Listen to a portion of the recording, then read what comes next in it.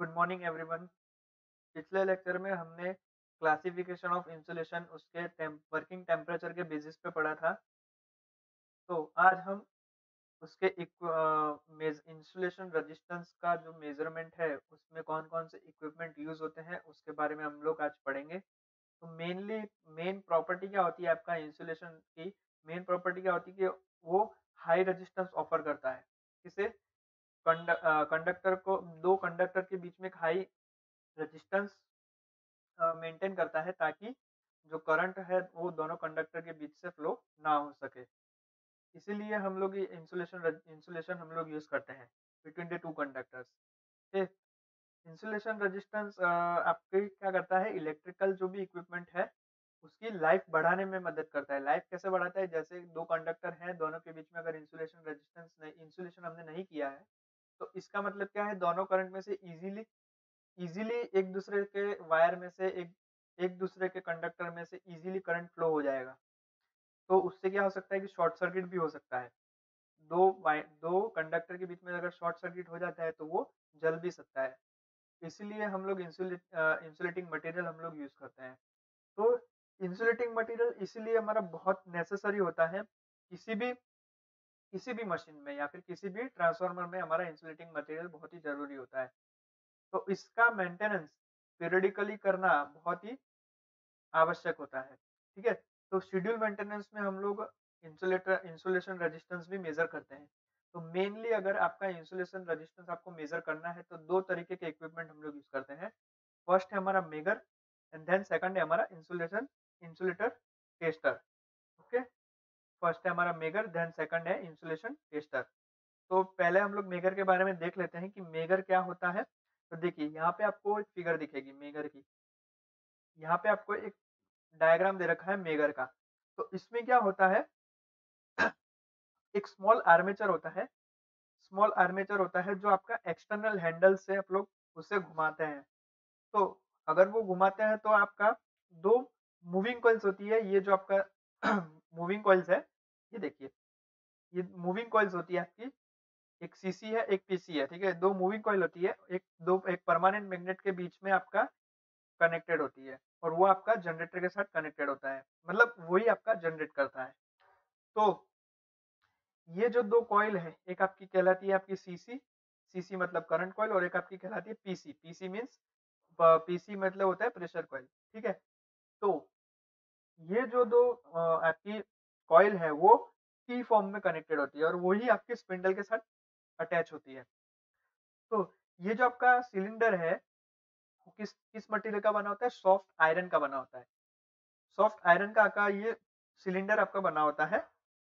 और air gap को decrease करते या फिर एयर गैप को इंक्रीज करना, ये इसके कारण क्या है, आपका जो सीसी कॉइल है उसके कारण क्या है, आपका एयर गैप आपका डिक्रीज भी होता है, एयर गैप आपका इंक्रीज भी होता है। तो इससे क्या होता है कि जो स्ट्रेंथ जो होती है मैग्नेटिक फील्ड की वो आपकी इंक्रीज होती है। ओके। एयर गैप को अगर आप डिक्रीज करते हैं तो आपकी मैग्नेटिक फील्ड की स्ट्रेंथ आपकी इंक्रीज होगी। और अगर आपका एयर गैप आपका डिक्रीज हो रहा है, सॉरी, एयर गैप आपका इंक्रीज हो रहा है तो आपका मैग्नेटिक फील्ड की जो स्ट्रेंथ है वो डिक्रीज हो जाएगी। ठीक है। तो आपकी जो प्रेशर कॉइल है और करंट कॉइल है जो आपको यहाँ फिगर में दिख रही है, तो जो उसमें से प्रेशर कॉइल है वो आपकी जनरेटर के पॉजिटिव से कनेक्टेड होती है। देखिए, यहाँ पे देखिए जनरेटर का आपका जो पॉजिटिव आ रहा है यहाँ से, ये जो आपका पॉजिटिव टर्मिनल है वो आपका पीसी से कनेक्टेड है, प्रेशर कॉइल से कनेक्टेड है विथ हाई रेजिस्टेंस के साथ आपका पीसी के साथ कनेक्टेड है। ठीक है। और जो आपका जनरेटर का नेगेटिव है वो भी आपका पीसी के साथ कनेक्टेड है। डन। तो और उसमें क्या होता है कि जो जनरेटर का आपका पॉजिटिव पॉइंट है वो आपका, देखिए यहाँ से आपका बाहर लेके आप आते हैं और उसे यहाँ दे देते हैं, या ये आपका पॉइंट जो है वो एल कहलाता है और ये जो दूसरा पॉइंट है वो आपका ई कहलाता है। तो ये एल और ई पॉइंट के बीच में आपको जो भी रेजिस्टेंस का इंसुलेशन टेस्ट करना है तो आपको एल और ई, ये दो टर्मिनल के बीच में आपको लगाना है। ठीक है। तो ई जो है आपका वो आपका करंट कॉइल के साथ कनेक्टेड है with the external resistance R. R के साथ आपका कनेक्टेड है यहाँ पे जैसे आपको फिगर में बताया है। तो जो ये एक्सटर्नल रेजिस्टेंस होता है, उसका जो इंस्टॉलेशन होता है, सॉरी, एक्सटर्नल रेजिस्टेंस होता है, वो आपका ई और एल के बीच में आपका लगाता है। जो आपको अंडर टेस्ट में भी आपको लेना है, वो आपको एल और ई के बीच में आपको लगाना है, ठीक है? और जो मेगर होता है, उसे हम क्या करते हैं, वर्किंग करवाने के लिए क्या करते हैं, उसे एक हार्ड हॉरिजॉन्टल सरफेस पे रखते हैं और उसका जो हैंडल है, उसे हम लोग यूनिफ़ॉर्मली एक ही दिशा में, एक ही डायरेक्शन में हम लोग 160 आरपीएम तक अगर उसे घुमाते हैं, तो आर्मेचर जो होता है अंदर का, वो आपका रोटेट होता है गियर के थ्रू, और मेगर जो है आपका, मेगर लगभग आपका 500 वोल्ट डीसी तक जनरेट आपका कर सकता है। तो इसके कारण क्या होता है, 500 वोल्ट डीसी अगर आपका जनरेट करता है, तो इसके कारण क्या होता है कि आपका प्रेशर कॉइल में आपका करंट फ्लो होता है। प्रेशर कॉइल में करंट फ्लो होता है, तो प्रेशर कॉइल में जो करंट आपका फ्लो होता है, वो आपका कांस्टेंट होता है। तो ये जो आपका प्रेशर कॉइल से अगर आपका करंट कॉइल में अगर आपका करंट जा रहा है, तो करंट कॉइल का जो करंट है, करंट कॉइल में जो करंट आपका फ्लो हो रहा है, वो आपका एक्सटर्नल रेजिस्टेंस के एक्सटर्नल रेजिस्टेंस जो होता है, उससे इनवर्सली प्रोपोर्शनल होता है, ठीक है? एक्सटर्नल रेजिस्टेंस क्या है, जो आपका ये टेस्टिंग के लिए आपका एल और ई के बीच में आपका लगा रखा है, वो आपका एक्सटर्नल रेजिस्टेंस है। तो वो इनवर्सली प्रोपोर्शनल होता है करंट कॉइल के करंट से, ठीक है? तो इसके कारण क्या होता है कि आपके 2 करंट प्रोड्यूस होते हैं, एक आपका करंट कॉइल में होता है, ओके? और एक आपका प्रेशर कॉइल में होता है। लेकिन ये जो 2 करंट होते हैं, ये ऑपोज़िट इन नेचर होते हैं। तो ऑपोज़िट इन नेचर होने के कारण क्या होता है कि आपका ऑपोज़िट टॉर्क प्रोड्यूस होता है, ठीक है? इसके कारण आपकी जो ये डिफ्लेक्शन, आपकी ये जो डिफ्लेक्शन, ये आपका जो है आपको यहाँ पॉइंटर दे रखा है, वो आपका डिफ्लेक्ट करता है, ठीक है? जब भी ये आपके अगर 2 करंट जो आपने ऑपोज़िट प्रोड्यूस हुए, अगर वो आपके फिर उसके कारण जो टॉर्क प्रोड्यूस हुआ और वो टॉर्क अगर आपका इक्वल होता है, तब जाके आपका जो डिफ्लेक्शन है, ये जो आपका डिफ्लेक्शन है, वो आपका स्टेडी होगा और स्केल आपका मेगा ओम में होता है। ये जो आपका 0 से लेके इनफाइनाइट में है, तो ये रेजिस्टेंस जो है आपका वो मेगा ओम में डिनोट होता है, ठीक है? मेगा ओम में ही आपको कैलकुलेट करना पड़ता है। ओके, तो ये जो पॉइंटर आपका शो कर रहा है, वो क्या शो कर रहा है? जो आपका एक्सटर्नल रेजिस्टेंस आपने कनेक्ट किया अक्रॉस एल और ई पॉइंट, तो उसका रेजिस्टेंस शो कर रहा है, ठीक है? अगर आपका रीडिंग मेगा ओम में आ रहा है, इसका मतलब क्या है कि आपका जो इंसुलेशन है, वो अभी अच्छा है। बिटवीन 2 कंडक्टर्स आपका जो इंसुलेशन है, वो अभी भी अच्छा है। लेकिन लेकिन लेकिन लेकिन आपका मान लीजिए कि यहाँ पे कुछ भी कनेक्टेड नहीं है। मान लीजिए एल और ई के बीच में कुछ भी कनेक्टेड नहीं है, जो आपका रेजिस्टेंस आपने जो टेस्टिंग के लिए लिया, वो आपका कनेक्टेड नहीं है।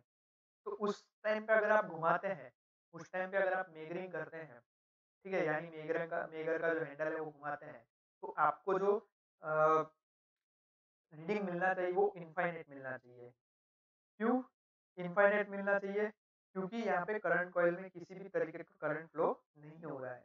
इसीलिए आपका स्केल जो है वो इनफाइनाइट बताना चाहिए, ठीक है? और सिंपल अगर आपका मान लीजिए कि आपने एल और ई को शॉर्ट कर दिया, सेकंड कंडीशन में ये भी हो सकता है कि आपने एल और ई को शॉर्ट कर दिया। तो उस टाइम में क्या होगा कि आपका जो करंट कॉइल है, करंट कॉइल में आपका मैक्सिमम करंट फ्लो होगा।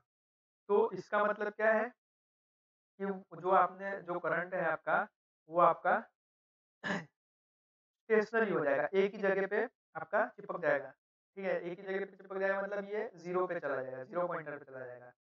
तब इसी सिचुएशन में वो 0 मार्क करता है, इसी सिचुएशन में वो मेगर आपका 0 पे पॉइंट कर, ठीक है? अगर आप ये एल और ई को शॉर्ट कर देते हैं, तो अगर आप ये एल और ई को आप शॉर्ट कर देते हैं, तो मेगर को भी एक तरीके से प्रोसीजर हो गई। मेगर को आपका सही है कि नहीं है, इसको टेस्ट करने के लिए क्या करना चाहिए हमें?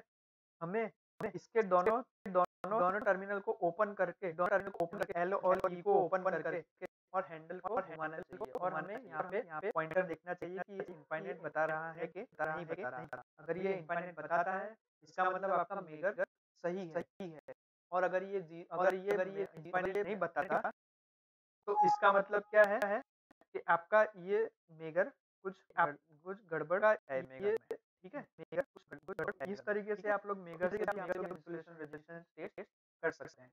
अब दूसरा हमारा इक्विपमेंट है इंसुलेशन टेस्टर। ये मेगर से भी ज़्यादा एक्यूरेट है, ठीक है? ये हाई वोल्टेज डीसी जनरेट नहीं करता। Insulation tester high voltage DC generate नहीं करता, लेकिन ये हाई डीसी वोल्टेज आपका स्टैटिकली आपका जनरेट करता है, धीमे-धीमे, स्टेप बाय स्टेप, ठीक है? तो इसके अंदर क्या होता है कि एक बैटरी होती है और वो क्या करती है ऑसिलेटर सर्किट को ड्राइव करती है। तो हाई वोल्टेज एसी प्रोड्यूस होता है ड्यू टू ऑसिलेटर सर्किट और हाई वोल्टेज को स्टेप अप ट्रांसफार्मर से स्टेप अप करते हैं, ठीक है? इसीलिए ये कंपेयरिंग टू मेगर आपका मोर एक्यूरेट है, ठीक है? इंसुलेशन टेस्टर आपका मोर एक्यूरेट है।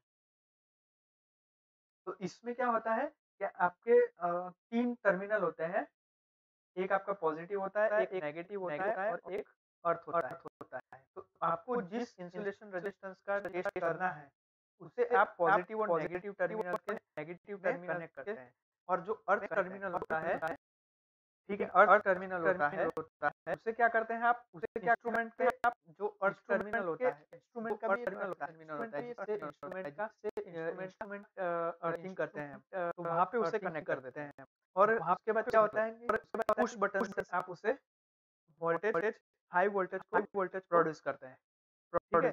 तो जैसे ही आप पुश बटन करेंगे ऑन तो पॉइंटर आपका स्केल करने लगेगा, पॉइंटर आपको बताएगा कि आपका जो इंसुलेशन है वो कितना है, ठीक है? अगर वो मेगा ओम बताता है इसका मतलब आपका जो इंसुलेशन है बिटवीन 2 कंडक्टर वो एकदम परफेक्ट है। ओके? ओके?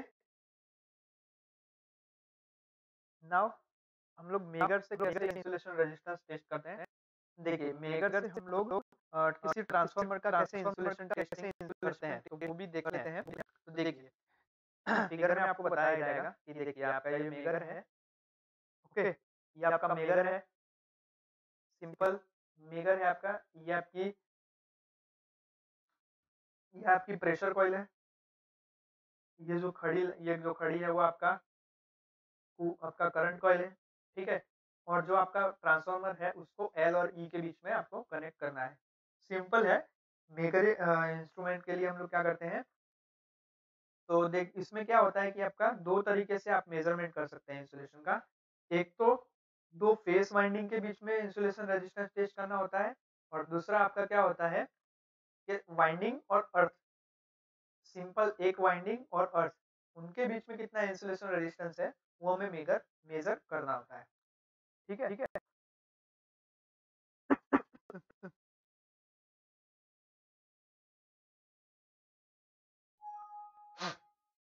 ओके, तो 2 तरीके में से हम पहला तरीका देख लेते हैं कि आपका 2 फेज़ वाइंडिंग के बीच में कैसे मेज़र करते हैं हम। तो उसमें यह होता है कि 2 कंडक्टर जो होते हैं, 2 फेज़ होते हैं आपको, उसको क्या करना होता है आपको एल और ई यहाँ पे आपको कनेक्ट करना होता है रिस्पेक्टिवली। कोई भी टर्मिनल आप जैसे मान लीजिए आपका यहाँ पे आर है, तो आर फेज़ आपने यहाँ कनेक्ट किया और वाई फेज़ आपने ई पे कनेक्ट किया, तो आप चेंज भी कर सकते हैं। वाई को ऊपर भी कर सकते हैं, आर को नीचे भी कर सकते हैं, कैसे भी आप लोग कर सकते हैं। देन उसके बाद क्या करना पड़ता है, मेगर को आपको हॉरिजॉन्टल सरफेस पे रखना होता है और उसके हैंडल को रोटेट करना होता है, जिसके कारण उसका आर्मेचर भी रोटेट होता है और उसके कारण क्या होगा, मेगर आपको रीडिंग देगा इंसुलेशन रेजिस्टेंस के बीच में और वो भी आपका मेगा ओम में आना चाहिए, ठीक है? अगर आपका मेगा ओम में नहीं आता है, इसका मतलब आपका इंसुलेशन खराब हो चुका है, आपको नया इंसुलेशन करने की ज़रूरत है, ओके? तो इस तरीके से हम लोग 2 फेज़ वाइंडिंग के बीच में हम लोग मेजरिंग कर सकते हैं, इंसुलेशन रेजिस्टेंस मेजर कर सकते हैं। अब सेकंड पॉइंट है हमारा वाइंडिंग और अर्थिंग के बीच में आपका वाइंडिंग और अर्थिंग के बीच में आपका इंसुलेशन रेजिस्टेंस मेजर करना, ठीक है? तो इस टाइप में हम लोग क्या करेंगे के वाइंडिंग यहाँ पे देखिए फिगर में आपको क्लियर बताया है। यहाँ पे देखिए, ये देखिए वाइंडिंग का एक सिरा हम लोग यहाँ पे एल पे पॉजिटिव के साथ कनेक्ट करेंगे, यानी एल के साथ कनेक्ट करेंगे, और ई वाला जो पॉइंट है हमारा वो हम लोग ट्रांसफार्मर के अर्थ के साथ कनेक्ट करेंगे। ठीक है, और इसके बाद हम लोग क्या करेंगे, मेगर में हम लोग हैंडल उसका घुमाना शुरू करेंगे। तो तो जब भी मेगर आपका स्टार्ट होगा तो आपका एक लीकेज करंट फ्लो होगा आईसी। तो वो लीकेज करंट किसके साथ फ्लो होगा, आई एल के साथ फ्लो होगा। ठीक है, with the I L. Okay, तो आपका इनिशियली आपका रीडिंग क्या आएगा इंसुलेशन रेजिस्टेंस का, तो इनिशियल आपका रीडिंग आएगा VDC upon IL plus IC। ठीक है, इसका मतलब आपका स्टार्टिंग में आपका इंसुलेशन रेजिस्टेंस आपका कम आएगा। जब भी आप एक सिंगल फेज और एक अर्थिंग के बीच में आप अगर मेजरमेंट कर रहे हैं तो स्टार्टिंग में आपका रेजिस्टेंस आपका कम आएगा, लेकिन आफ्टर द 60 सेकंड जब भी आपका चार्जिंग करंट आपका रिड्यूस होता है, जब आप घुमाते हैं हैंडल और आर्मेचर से आपका करंट प्रोड्यूस होता है, तो उसके कारण जब आपका आफ्टर द 60 सेकंड आपका रीडिंग आपका परफेक्ट आ जाएगा। ठीक है, इसीलिए हम लोग क्या करते हैं, जो बड़े ट्रांसफार्मर बड़े कैपेसिटी के मशीन होते हैं या फिर बड़े कैपेसिटी के ट्रांसफार्मर होते हैं, तो उसमें क्या करते हैं हम, घुमाने के बाद हम लोग फर्स्ट रीडिंग को कंसिडर नहीं करते, लेकिन आफ्टर दी 10 मिनट के बाद का जो रीडिंग है हम लोग वो कंसिडर करते हैं। ठीक है, और जो आपका ये मेगर होता है वो डिफरेंट डिफरेंट आपके रेटिंग्स में अवेलेबल होता है, मतलब जिस तरीके से वो डीसी वोल्टेज जनरेट करता है उसके अकॉर्डिंगली वो आपका रेटिंग होते हैं उसके, जैसे आपका 500 वोल्ट हो गया, 500 वोल्ट हो गया, 1000 वोल्ट हो गया, 2500 वोल्ट हो गया। तो इस तरीके से 3 आपके रेटिंग आते हैं। ओके,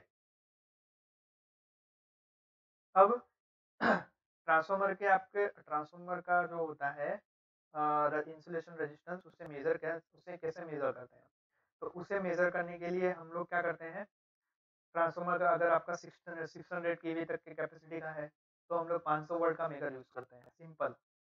अगर हम 500 वोल्ट का मेगर यूज करते हैं तो हम लोग 600 केवीए तक रेटिंग तक का ट्रांसफार्मर जो है उसमें इंसुलेशन रेजिस्टेंस हम लोग टेस्ट कर सकते हैं। ओके, ड्राई टाइप ट्रांसफार्मर में हमारा 100 वोल्ट का मेगर यूज होता है, और लार्ज कैपेसिटी ट्रांसफार्मर यानी अबव 11 केवी हम लोग 2500 वोल्ट का मेगर हम लोग यूज करते हैं। ठीक है, दो वाइंडिंग ट्रांसफार्मर के लिए हम लोग 3 रीडिंग लेते हैं। एक हम लोग लेते हैं by earthing the HV winding and measuring between LV winding and the tank, और सेकंड हम लोग लेते हैं by earthing the LV winding and measuring between HV winding and the tank, and third हम लोग लेते हैं by earthing the tank and measuring between LV and HV winding. तो ये 3 तरीके से हम लोग 2 वाइंडिंग ट्रांसफार्मर के लिए 3 रीडिंग लेते हैं। ठीक है, तो आज आज के लेक्चर में हम लोग फिलहाल इतना ही रखते हैं।